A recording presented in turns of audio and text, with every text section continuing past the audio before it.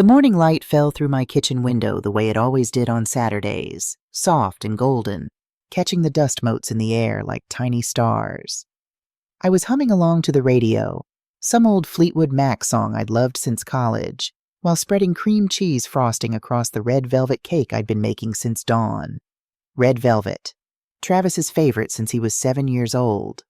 My phone buzzed on the counter, and I smiled when I saw his name.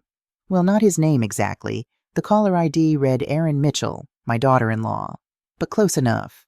I wiped my hands on my apron and answered with that particular kind of happiness only mothers understand when their children call. "Hi, sweetheart," he said, already picturing tonight's engagement dinner.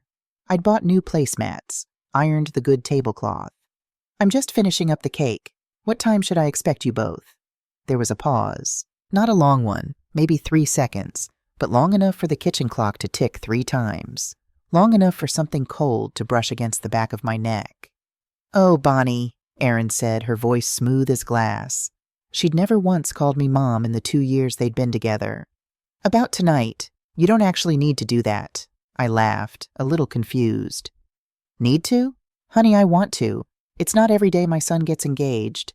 Well, married now, I guess. Have you two set a date yet?" "That's what I'm calling about." Her tone was light, almost cheerful, like she was telling me about a sale at Target. "We actually got married yesterday. Just a small ceremony. We kept it really intimate, only close family and special people." The frosting knife slipped from my hand. It hit the tile floor with a dull clink that seemed to echo in the sudden silence. I gripped the counter, my knuckles going white. "You what?" "We got married." She said it brighter now, like maybe I hadn't heard her correctly the first time. "It was beautiful, Bonnie. Really simple and sweet. Just the people who mattered most." Special people. Only special people were invited. The words hung in the air like smoke. I could feel my heart beating in my throat, could hear the blood rushing in my ears louder than the radio still playing behind me. That's wonderful," I heard myself say. My voice sounded strange, disconnected. "I wish I could have been there." "Well, you know how it is," Erin said breezily. "We wanted to keep it small. Anyway, Travis is tied up right now, but we'll call you later, okay? Bye, Bonnie." The line went dead. I stood there in my kitchen, phone still pressed to my ear, listening to the dial tone. The frosting had started to dry at the edges of the cake, forming a thin crust. Outside, birds were singing. Somewhere down the street, someone was mowing their lawn. The world was continuing on like nothing had happened, like the ground hadn't just opened up beneath my feet. My son had gotten married without telling me, without inviting me, without even thinking I might want to be there. I set the phone down carefully, as if it might shatter, and looked around my kitchen. This room where I'd taught Travis to make cookies when he was 6, where he'd sat after his father's funeral 6 years ago, holding my hand and saying, "I'll take care of you now, Mom. I promise." Where just last month he'd eaten 3 pieces of my meatloaf and borrowed $400 for what he called a temporary emergency. $47,000. That's how much I'd given them over the past 4 years. Rent, car payments, groceries, utilities, furniture, emergencies that never seemed to end. Every month I told myself it was temporary. Every month Travis said, "Thanks, Mom. You're saving our lives." Every month I felt needed. Now, standing alone in my quiet kitchen, I saw those words differently. Not gratitude, habit. I walked to the table and sat down, my legs suddenly shaky. Against my better judgment, against everything my sister Rebecca had been warning me about for months, I opened my tablet and went to Facebook. It took me less than 30 seconds to find it. Sarah's profile, Travis's profile, the photos. There they were. Travis in a pale gray suit that must have cost more than my monthly pension check, smiling wider than I'd seen him smile in years. Erin in a white dress that shimmered like sunlight on water, holding a bouquet of peonies, the expensive kind I'd once mentioned I loved, back when we used to have conversations about things other than money. The caption read, "Best day ever. Married my soulmate, surrounded by the people who truly matter." I stared at those words until they blurred. Surrounded by the people who truly matter. My chest felt tight, like someone had wrapped a band around my ribs and was slowly pulling it tighter. This wasn't a loud break, not a dramatic shattering. It was quieter than that. A crack so small no one else could hear it, deep inside where I'd been holding myself together since Jim died. I scrolled through the photos, even though every swipe felt like pressing on a bruise. There was Erin's mother, Diane Sullivan, wearing a necklace I recognized, the one I'd complimented 3 months ago when we ran into each other at the grocery store. Erin had said then, "Oh, Mom just splurges on herself. We could never afford something like that right now." There was the venue, the Riverside Estate. I knew it because I'd shown Travis the website last year when we were talking about someday wedding plans. "That place is gorgeous," he'd said, "but way out of our league, Mom. Maybe in a few years when we're more stable." The catering was from Andre's Bistro. I could see their distinctive logo on the appetizer plates. Travis had taken me there for my birthday 2 years ago, right before he'd moved in with Erin, and said, "Someday when I'm not broke, Mom, I'll treat you to places like this all the time." 73 people had liked the post, 42 comments, all congratulations and heart emojis. I kept scrolling until I found what I both dreaded and needed to see, Diane Sullivan's post from her own profile. "So proud we could give our daughter the wedding of her dreams. Robert and I are thrilled to officially welcome Travis to the Sullivan family." Give our daughter the wedding. They'd paid for it. Diane and Robert Sullivan had paid for a wedding expensive enough to host at the Riverside Estate, to cater from Andre's Bistro, to dress Erin in a gown that probably cost more than my monthly bills combined. And my son, my Travis, the one who called me crying about late rent notices and shut-off warnings, had been there, had gotten married, had looked happier than I'd seen him look in years. Without me. My phone rang, making me jump. Rebecca's name flashed on the screen. My younger sister, who'd been telling me for 2 years that I was being taken advantage of, who'd warned me that Travis and Erin were using me, who I'd defended over and over, insisting they just needed help getting started, that they'd pay me back once they got on their feet. "Don't say it," I said when I answered. "I'm coming over," Rebecca said. Her voice was gentle but firm. "Put the kettle on. I'll be there in 20 minutes. She hung up before I could argue. I looked back at my tablet, at Travis's smiling face, at all those people who mattered enough to be invited. Then I looked at the cake sitting on my counter, the frosting now completely hardened, the whole thing suddenly looking sad and desperate in the morning light. I picked it up, all 3 layers of it, and carried it out to my front porch. My hands were steady. That surprised me. I set it on the railing and went back inside for my phone. It took me 30 seconds to type the post in my neighborhood Facebook group. Free cake on my porch, red velvet with cream cheese frosting, made with love for people who didn't deserve it. First come, first serve. I hit post and went back inside. The house felt different now, quieter, emptier, but also strangely like it was waiting for something, like even the walls knew that something had fundamentally shifted. I walked to my desk in the corner of the living room and opened my laptop. My hands moved almost automatically, pulling up my banking website, logging in, navigating to my account history. I'd been avoiding this for months, not wanting to see the reality in black and white. But now I needed to know. I needed to see exactly how much of my life I'd spent buying a place in my son's world. It took me an hour to build the spreadsheet, going back through 4 years of statements. Every rent payment, every car payment, every grocery run, furniture delivery, utility bill, emergency vet visit for their dog, birthday gift, Christmas gift, just because I was thinking of you, gift. When the final number appeared at the bottom of the column, I had to read it 3 times to believe it. $91,000, not 47, 91,000. I sat back in my chair, staring at that number. $91,000 on a pension of $42,000 a year. I'd been giving them more than half my income. I'd been eating pasta and canned soup while they were shopping at Whole Foods. I'd been wearing the same winter coat for 6 years while Erin posted Instagram stories from weekend getaways to wine country. The file name saved itself automatically. Money given to Travis and Erin, 2020 to 2024.xlsx. I printed it. All 11 pages of it. The printer seemed to take forever, each page sliding out like a piece of evidence. When the last page emerged, I picked up the whole stack and walked to the kitchen. I taped it to the refrigerator, right at eye level, where I'd see it every single day. Then I sat down at the kitchen table with my phone and opened my banking app. My finger hovered over the recurring payments tab. There they were, scheduled to go out in 3 days like they had for the past 48 months. Rent, $1,400. Car payment, $380. I clicked on the first one. A message popped up. Are you sure you want to cancel this recurring payment? I hesitated. This was it.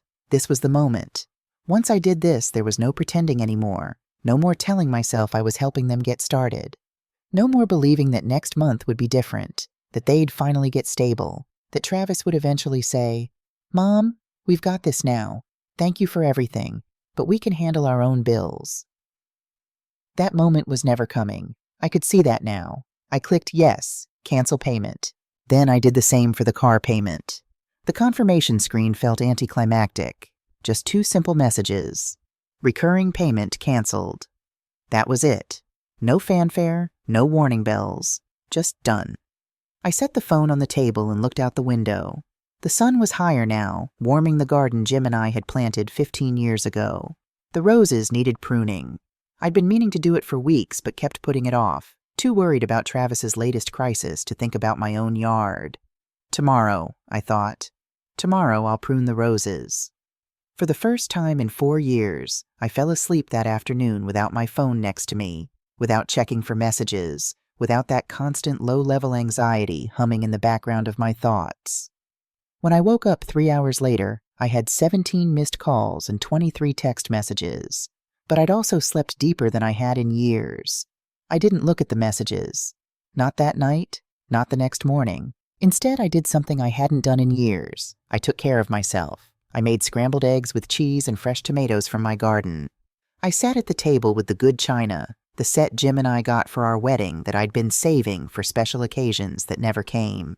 I ate slowly, tasting every bite, listening to the quiet. The silence in my house used to terrify me.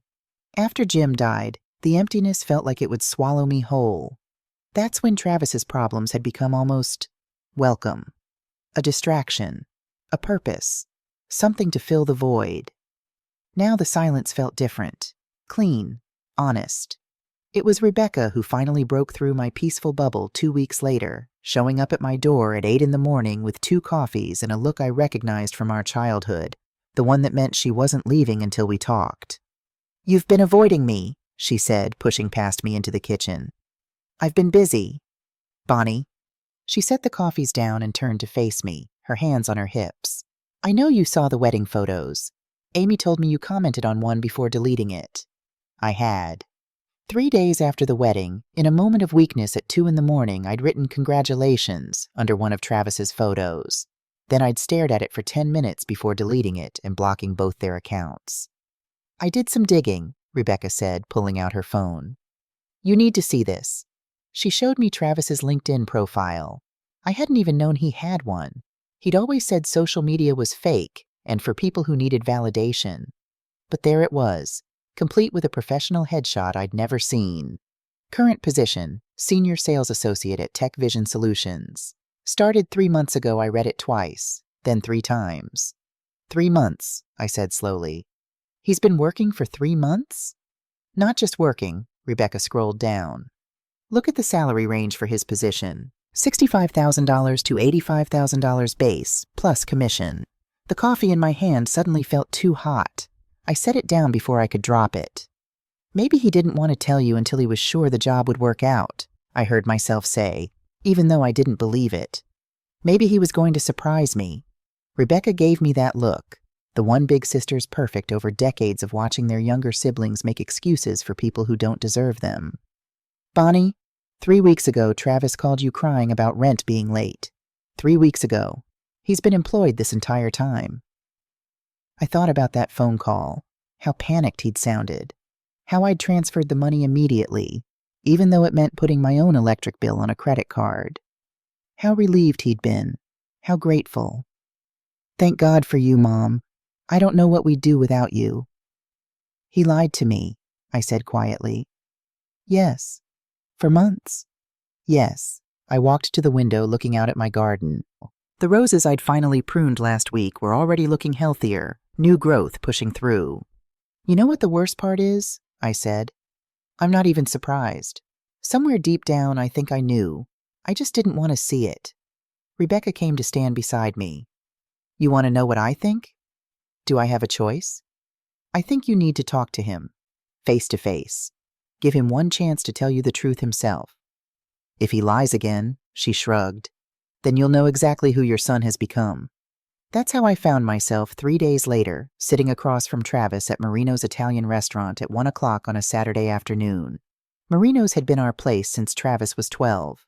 After he won the regional spelling bee, I'd brought him here to celebrate, just the two of us. He'd ordered chicken parmesan and told me it was the best day of his life. We'd come back for every milestone after that. His high school graduation, his first real job, the day he got his college acceptance letter. "This is our place, Mom," he'd said once during his freshman year of college. "Just us. No matter what happens, we'll always have Marino's." Now he sat across from me, scrolling through his phone, barely looking up when I arrived. He was wearing a new watch I didn't recognize. Nice, expensive looking. His shoes were pristine white sneakers that probably cost more than my grocery budget for a month. "Hey, Mom." He glanced up briefly, then back down. "Sorry, just finishing up a work email." I felt something tighten in my chest. "Work email? On a Saturday?" "Yeah, you know how it is. They've got me working crazy hours lately." He said it smoothly, automatically. "This freelance stuff is brutal. Barely pays anything, but it's better than nothing." There it was.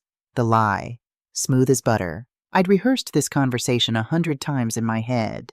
I'd planned to ease into it, to give him space to come clean on his own. But sitting here, watching him lie to my face while wearing a watch that cost more than the rent money I'd just sent him last month, something in me snapped. "Travis, I need to ask you something, and I need you to be honest with me." He finally put his phone down, giving me his full attention. "Of course, Mom. What's up?" "Do you have a job?" His expression didn't change, but I saw it. The briefest flash of panic in his eyes, the way his jaw tightened almost imperceptibly. "What do you mean? I just told you I'm doing freelance. A real job, Travis. With a salary. With benefits. The kind of job that pays $65,000 to $85,000 a year." The color drained from his face. "Who told you that?" "Is it true?" He looked down at his hands, at that expensive watch. I could see him calculating, trying to figure out how much I knew, whether he could still talk his way out of this. "Define real job," he finally said. "Don't."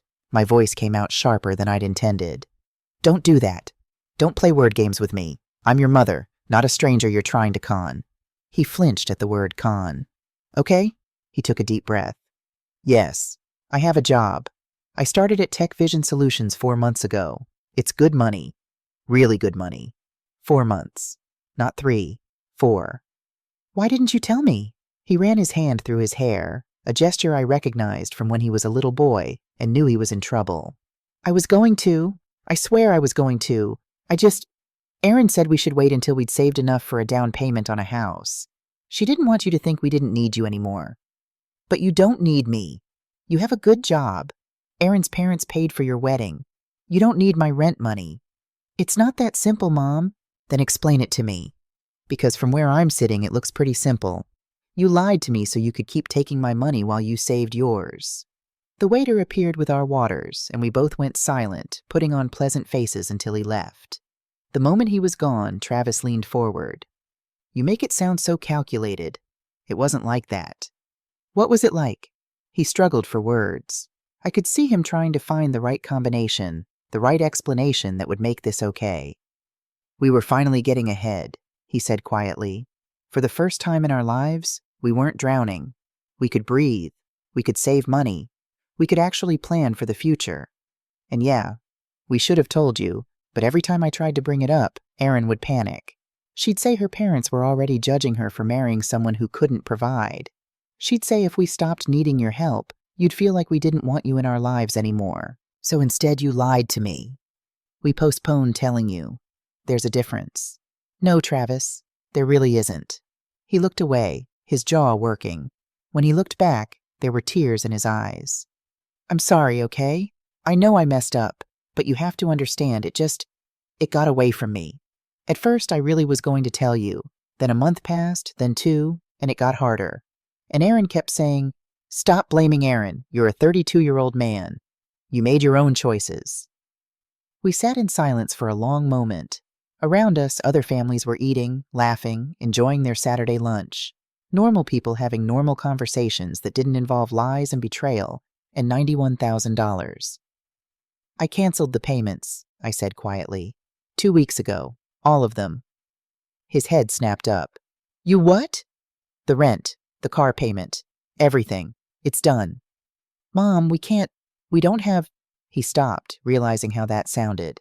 I mean, we do, but we've budgeted everything around having your help. Our landlord's already sent a late notice. Then I guess you'll have to unbudget. You make enough money to pay your own bills, Travis. It's time you started doing it. This is about the wedding, isn't it? His voice turned harder. You're punishing us because we didn't invite you. The accusation stung, even though part of me wondered if he was right. Was I punishing them? Or was I finally protecting myself? When Erin called to tell me you'd gotten married, she said you only invited special people. Do you remember that? Travis looked uncomfortable. She didn't mean it like that. How did she mean it? I don't know, Mom. I wasn't there for the phone call. But you were there for the wedding. You were there when the guest list was made. You were there when my name wasn't on it. He had no answer for that. I pulled out my wallet and put 2 20s on the table, enough to cover both our meals, even though we hadn't ordered yet. I love you, Travis. I always have. I always will. But I can't keep doing this. I can't keep being your safety net while you lie to my face. So here's what's going to happen. You're going to figure out how to live on your own salary. You're going to learn to be a husband, to be a partner, to handle your own responsibilities. And maybe, someday, we can figure out how to be mother and son again. But not like this. Never like this again. I stood up. Travis grabbed my hand. Mom, please, don't leave like this. We can talk about this. We can figure something out. I looked down at him, at this man I'd raised, and saw a stranger looking back at me. When had that happened?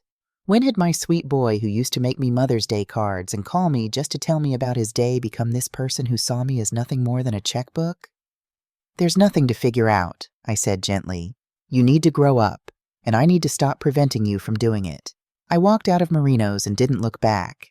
In the parking lot, I sat in my car for a long time, hands shaking on the steering wheel. My phone buzzed with texts from Travis, but I didn't look at them. Instead, I drove home in silence, windows down, letting the spring air wash over me. I thought that would be the end of it. I thought Travis would be angry for a while, then eventually understand. I thought Erin would throw a fit, then move on. I didn't expect what happened 3 days later. I was in my garden, deadheading the petunias, when I heard a car pull into my driveway. I looked up to see a silver Mercedes, Erin's parents' car, and watched as Erin herself got out, looking nervous and determined in equal measure. She was carrying a small gift bag from the Sweet Spot, the expensive bakery downtown. As she walked toward me, I noticed she was dressed carefully, not too fancy, not too casual. This was calculated. Bonnie, she said, her smile bright and shaky. I brought cookies. The lemon ones you mentioned you liked that one time. Can we talk? I considered saying no, considered telling her to leave, but curiosity won out. I wanted to hear what she had to say. I wanted to understand how she was going to justify this. Come in, I said, pulling off my gardening gloves.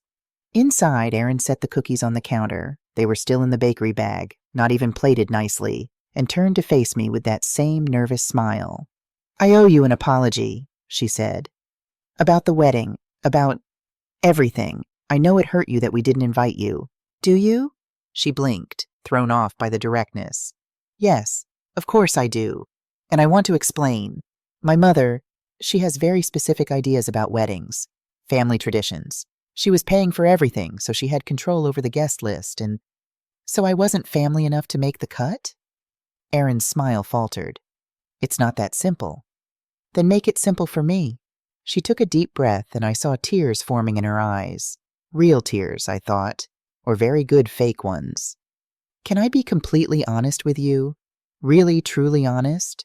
I nodded, waiting. My family isn't like yours, Bonnie. They're not warm.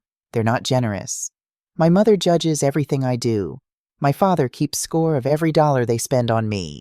When they offered to pay for the wedding, there were strings attached. So many strings. They controlled the guest list, the venue, the menu, everything. They said if we invited you, They'd see it as us choosing Travis's charity case mother over them. I felt like I'd been slapped. Charity case? Those were my mother's exact words, not mine. Never mine. Erin was crying now, tears running down her carefully made-up face. They told me if I insisted on inviting you, they'd pull all the funding. They'd probably skip the wedding altogether. And I know that sounds mercenary, but you don't understand what my mother is like. She cuts people off forever. She holds grudges for years.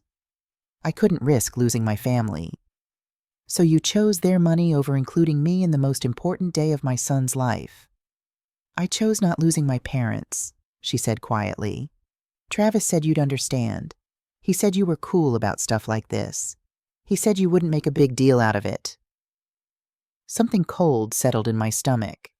Travis said that? That I wouldn't care about being excluded from his wedding? Erin realized too late what she'd revealed. He just meant he said you're understanding, that you'd get it. I sat down at the kitchen table processing this. All this time I'd been angry at Erin, assuming she was the one who'd excluded me. But Travis had told her I wouldn't care. He'd given her permission to leave me out because what? Because I was his soft-touch mother who never pushed back, who always said yes, who never made waves? Did he tell you about his job? I asked. Erin's face went blank. What job? His job at Tech Vision Solutions, the one he's had for 4 months, the one that pays him $70,000 a year. The color drained from Erin's face. She grabbed the back of a chair to steady herself.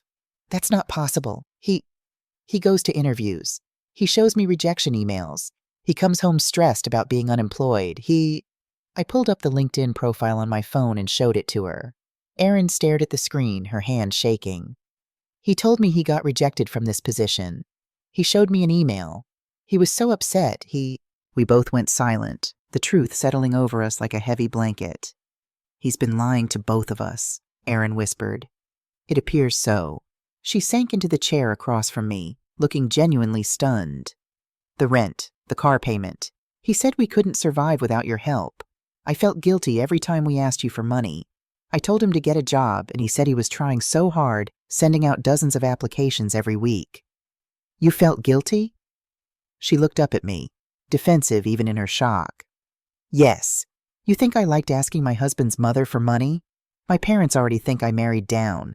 Every payment you sent was a reminder that Travis couldn't provide for me. Do you know how humiliating that was? Then why didn't you tell him to stop asking? Because he showed me shut-off notices. Late payment warnings.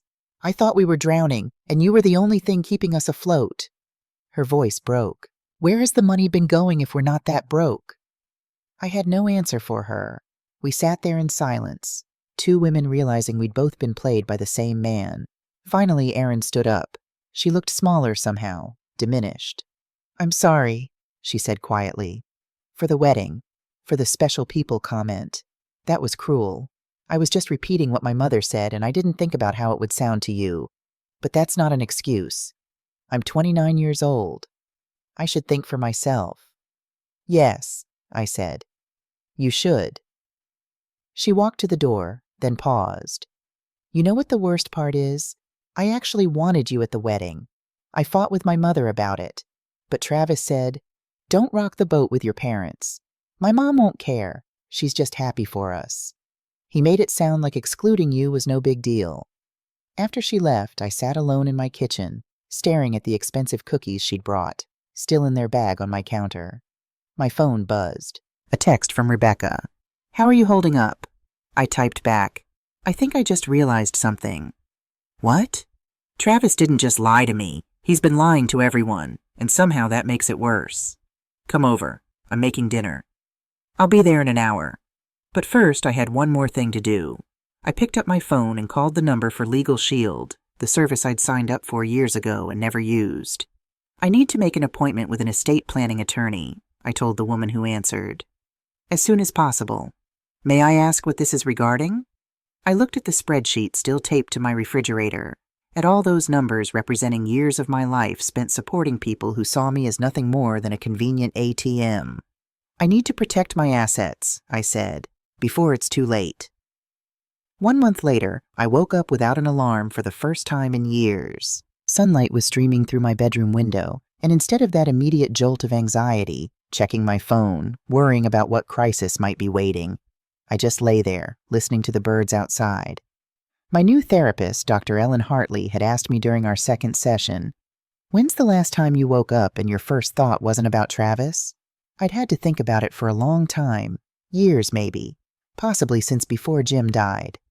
Now I got up slowly, made myself French toast with fresh strawberries, and ate at my kitchen table with the good china. Not because anyone was coming over, just because I deserved it. The house felt different these days, lighter. The spreadsheet was gone from my refrigerator, replaced with a watercolor painting Rebecca had given me. A garden scene that reminded me of the roses Jim and I had planted together. I'd finally taken down some of the old photos of Travis from the mantel, the ones that had started to feel more like shrines than memories. They were in an album now, where they belonged. My phone buzzed with a text from Rebecca. "Coffee at Mercer's? 10 a.m.? See you there," I typed back. At the cafe, Rebecca took one look at me and smiled. "You look good, Bon." "Really good." "I feel good," I admitted, surprising myself with how true it was. "Is that awful? My son isn't speaking to me and I feel free." "It's not awful. It's called boundaries." I'd heard that word a lot lately. From Dr. Hartley, from Rebecca, from Dorothy, my 78-year-old neighbor who'd become an unexpected friend after she'd noticed me crying in my garden one afternoon and brought over homemade lemonade and the kind of blunt wisdom that only comes with age. "You can't set yourself on fire to keep other people warm," Dorothy had said. I learned that the hard way with my own son. 30 years of enabling before I finally said enough. Best decision I ever made. Hardest, too. Rebecca stirred her coffee, watching me carefully. "Amy told me something interesting yesterday." Amy was Rebecca's daughter, and somehow through the complex social network that is small-town America, she knew someone who knew Aaron's cousin. "They moved," Rebecca said, "Travis and Aaron, to a smaller apartment across town. 1 bedroom instead of 2. Travis's car got repossessed last week. Turns out he was leasing a BMW on a payment plan he couldn't actually afford, and Aaron went back to work full-time, some retail job at the mall." I absorbed this information, waiting for the guilt to come. The urge to fix it, to call Travis, to offer to help just one more time. It didn't come. "How do you feel about that?" Rebecca asked gently. I searched for the right word. Neutral. They're learning what the rest of us already know. Life is hard. Money doesn't grow on trees. You have to live within your means. Amy also said their marriage is struggling. Apparently they fight a lot. That did make me sad. Not guilty sad, just sad in the way you feel when you hear about anyone's relationship falling apart. "I hope they figure it out," I said and meant it. "But it's not my job to fix their marriage. It's not my job to fix their finances. It's not my job to fix them." Rebecca reached across the table and squeezed my hand. "Look at you, my little sister, all grown up and setting boundaries." I laughed, but there was truth in her teasing. I had grown. At 58 years old, I was finally learning to put myself first. That afternoon, I received a message on Facebook from an unexpected source. Kyle Turner, Travis's best friend since high school. I almost deleted it without reading, assuming it would be another person telling me what a terrible mother I was. But curiosity won out. "Mrs. Mitchell, I hope this isn't weird. I wanted to reach out. Travis told his side of the story to our friend group, but I was at that bachelor party. I saw how he talked about you when he thought no one was paying attention. The jokes he made about the Bank of Mom always being open. I just want you to know, you're not crazy. You're not the villain. I think you did the right thing. He's my best friend, but what he did to you wasn't okay. I hope you're doing well." Kyle. I read it 3 times, feeling something tight in my chest loosen. Validation from an unexpected place. I typed back, "Kyle, thank you. That means more than you know. I hope you'll be the kind of friend who tells Travis the truth, even when it's hard to hear. That's what real friendship is. Take care of yourself. Bonnie." His response came quickly. "I'm trying. He's not listening yet. But I think he will eventually. For what it's worth, he does miss you. He's just too proud to admit he was wrong." I stared at those words for a long time. He does miss you. Did that matter? Did it change anything? Dr. Hartley had asked me something similar in our last session. If Travis apologized tomorrow, Would you forgive him? I don't know, I'd answered honestly. I want to, but I don't know if I can trust him again, and I don't know if forgiveness without trust means anything. That's a very wise answer, she'd said. 2 months after the wedding, on a Thursday evening, I was watering my roses when I heard a car pull into my driveway. I turned, expecting to see Rebecca or maybe Dorothy, and instead saw a beat-up Honda Civic that I didn't recognize at first. Then Travis got out. My heart did something complicated, a jump and a clench all at once. He looked terrible. Thinner, with dark circles under his eyes and stubble on his jaw like he'd forgotten to shave for days. He wasn't wearing that expensive watch anymore. His jeans had a tear at the knee, and his t-shirt had seen better days. He stood by his car for a long moment, just looking at me. Then he slowly walked across the lawn. Hi, Mom. Travis. The word came out neutral. I was surprised by how calm I felt. Can we talk? That depends. Are you here to blame me or to actually talk to me? He flinched. Talk, I promise. I gestured to the porch steps. We sat down, leaving a careful space between us, and for a moment neither of us spoke. Somewhere down the street, children were playing. The sound of their laughter felt surreal against the heavy silence between my son and me. I've been going to therapy, Travis said finally. Erin insisted. Actually, she gave me an ultimatum. Therapy or divorce. I'm sorry to hear your marriage is struggling. Don't be. She was right. He looked down at his hands. Dr. Patel, that's my therapist. He asked me to make a list of all the lies I've told in the past year. It took 3 sessions just to get through them all. I waited, letting him continue. I didn't realize how much I was lying. To you, to Erin, to myself. It was like... He struggled for words. It was like I'd built this whole false reality where I was always the victim, always the one who needed help, and everyone else was supposed to just keep me afloat. When did you get the job, Travis? The real answer? 4 months before the wedding. His voice was barely above a whisper. I got it, and I told myself I'd tell you after I'd saved up some money. Just a few months, then I'd come clean. But then Erin wanted to go to Napa for her birthday, and I wanted to get her a nice gift, and my buddies were going to Vegas for a weekend, and suddenly I liked having my money and your money. I liked being able to say yes to things without worrying about the cost. While I was eating ramen so I could send you rent money. His head shot up. What? Some months after I sent you your money, I couldn't afford groceries. I ate pasta and canned soup. I put my own bills on credit cards. I skipped doctor's appointments because I couldn't afford the copay. Tears were streaming down Travis's face now. Mom, I didn't know. Because you didn't ask. You never once asked, Mom, can you afford this? You just assumed I could. Or worse, you didn't care. The silence that followed was painful. I could hear Travis's breathing, ragged and uneven. You're right, he said finally. I didn't ask because I didn't want to know. If I knew you were struggling, I'd have to stop taking. And I didn't want to stop. It was the first truly honest thing he'd said to me in over a year, maybe longer. That's the hardest thing you've ever said to me, I told him. And the most important. Travis wiped his face with the back of his hand. Erin and I separated last week, just temporarily.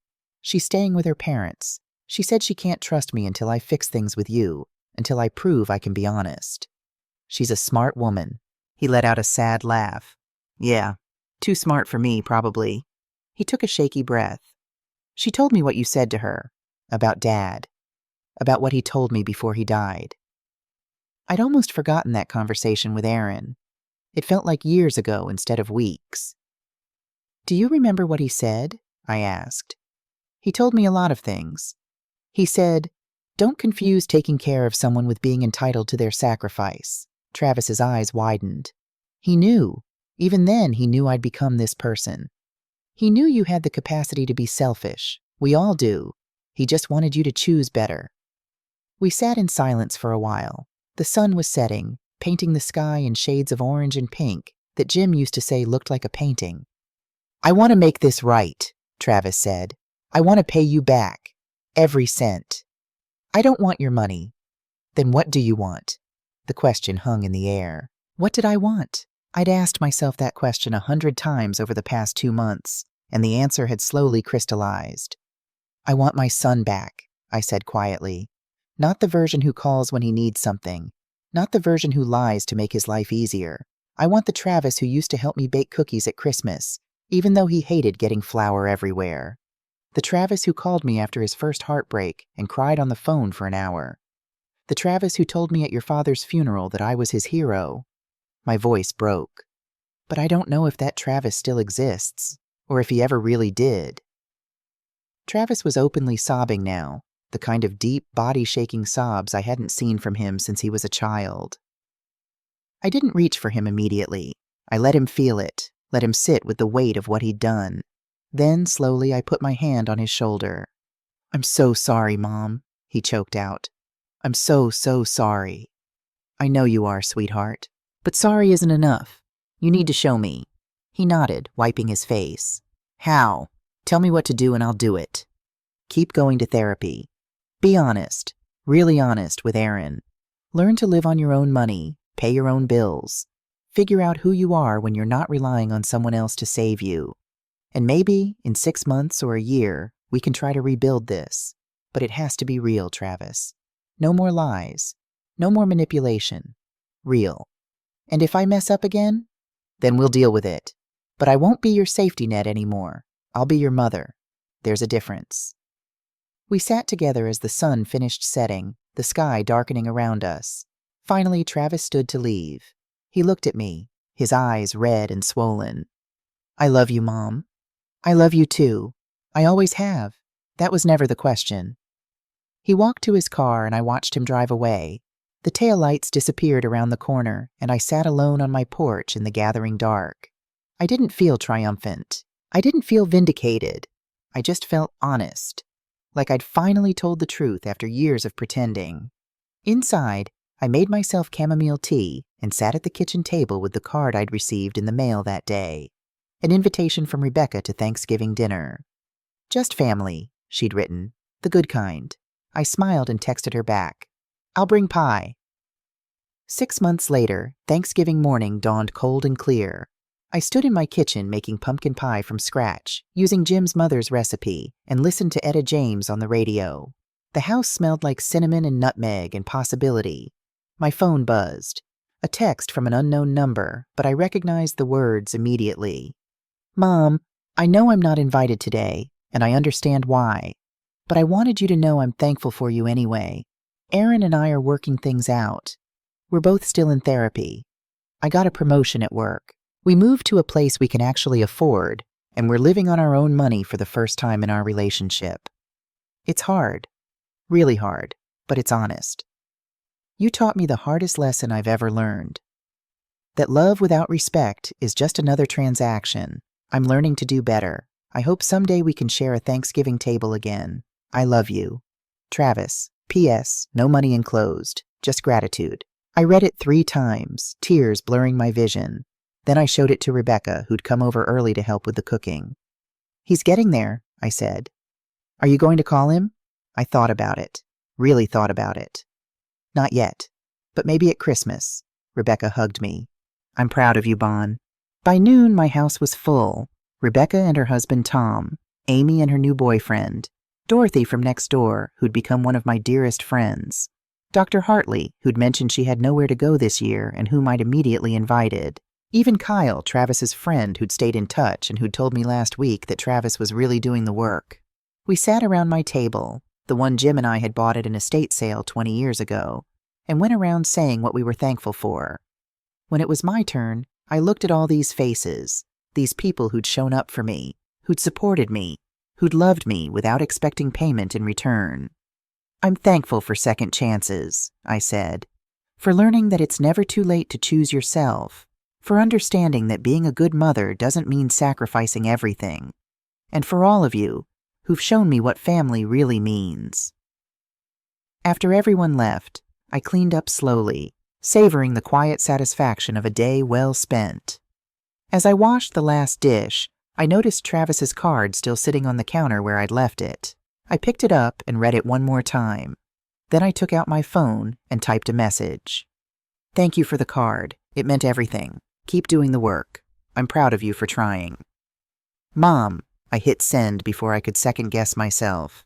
Within seconds, a heart emoji appeared on my screen. I smiled, set the phone down, and walked to the window. Outside, my garden was preparing for winter, the roses I'd pruned so carefully now dormant but alive, waiting for spring. I thought about Jim, about the promise I'd made to him that I'd broken for so long, about how I'd finally kept it. I did it, I whispered to the darkness. I let him fall. And you know what? I think he's finally learning to fly. For the first time in 6 years, since the day Jim died and Travis promised to take care of me, since the day I'd started confusing his need with love, Bonnie Mitchell felt like herself again. Not someone's ATM, not someone's safety net, not even just someone's mother, just Bonnie. And that was enough.